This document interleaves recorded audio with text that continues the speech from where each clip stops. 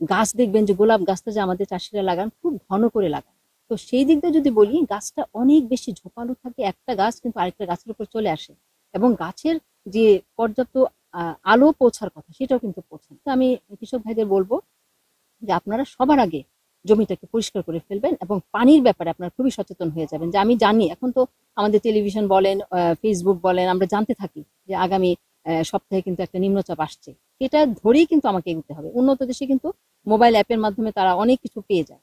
তো এইখানে আমাদের পানিটা আমরা কিন্তু মানে আমাদের পাইপের মাধ্যমে ছোট একটা ঝাঁঝরি দিয়ে আমি এমন ভাবে পানি দিব যে আজকের পানিটা যেন কালকে জমে না থাকে। আরেকটা হচ্ছে এই সময় আসলে সব ধরনের এই যে ইনসেক্টিসাইড, পেস্টিসাইড, আপনি ভিটামিন যেটাই বলেন না কেন, এগুলা ব্যবহার আগে আপনি কৃষি অফিসের সাথে অথবা আমাদের মোবাইল সবখানে আছে, আমাদের বাংলাদেশ কৃষি গবেষণা ইনস্টিটিউটের মোবাইল অ্যাপ আছে, এখানে আমাদের নাম্বারগুলো দেওয়া আছে।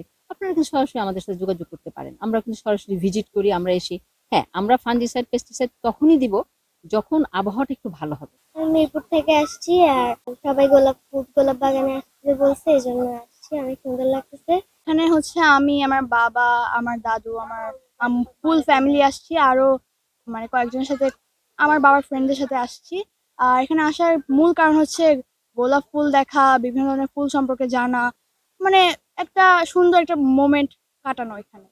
এখানে হচ্ছে এমনিতেই মানুষ ঘুরতে আসতেছে, বাট আমি মনে করি যে এখানে হচ্ছে আর একটু রাস্তাটা, যেটা হচ্ছে হঠাৎ করে বৃষ্টি নামলে কিন্তু রাস্তাটা নষ্ট হয়ে যাবে, তো মানুষ চলাফেরা করতে পারবে না। তো রাস্তার উন্নতি করা উচিত আই থিঙ্ক। খাবারের তেমন একটা ব্যবস্থা নেই।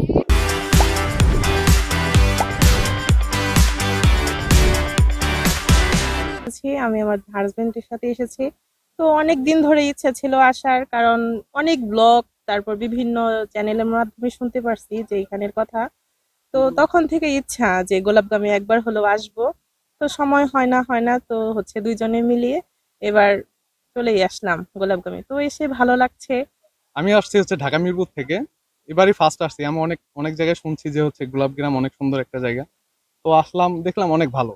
তো এনাদের এখানকার লোকজন যে যারা হচ্ছে গোলাপগ্রামে চাষ করতেছে তাদের আচার ব্যবহার অনেক ভালো লাগছে। বাচ্চাদেরকে নিয়ে আসছি, আসলে গ্রাম্য পরিবেশ, এত সুন্দর ফুলের বাগান, আমরা ফুল দেখলাম এবং বিভিন্ন রকম ফুল নিলাম, বাচ্চাদের জন্য ফুল কিনলাম। আমরা অনেকজন মিলে একসাথে আসছি, আমরা প্রায় 50 জন আসছি। আজকে আমাদের ছুটির দিন।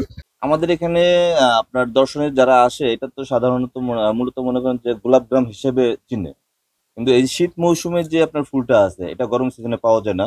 এটা হচ্ছে এই যে শীত মৌসুমের ফুলটা, জিপসি ফুল বলেন, কালাটিয়ার্স বলেন, ক্যান্ডেলিনা বলেন, লিলিয়াম বলেন, মানে ঝাড়বাড় তো এটা 12 মাস পাওয়া যায়। আদার্স ফুলগুলো এই শীত মৌসুমে পাওয়া যায় এবং এই সময় চাষ করতে হয়, এটা গরম সিজনে হয় না কখনোই। এখন এটার জন্য অনেক আগ্রহী আসে। এই বছর আমাদের ব্যবসা মোটামুটি ভালো, আলহামদুলিল্লাহ। আল্লাহর কাছে লাখ লাখ শুকরিয়া। এই বছরে ফুলের তো অনেক ভালো, ফুল অনেক ফলন ভালো হয়েছে। তো দাম কিছুটা কম, এখন কম যাইতেছে। আশা করি সামনে 3টা দিবস আছে, 21শে ফেব্রুয়ারি, 14 ভালোবাসা দিবস, তারপর 26শে মার্চ। এই আশা করি এগুলোর ভালো বিক্রি হইব।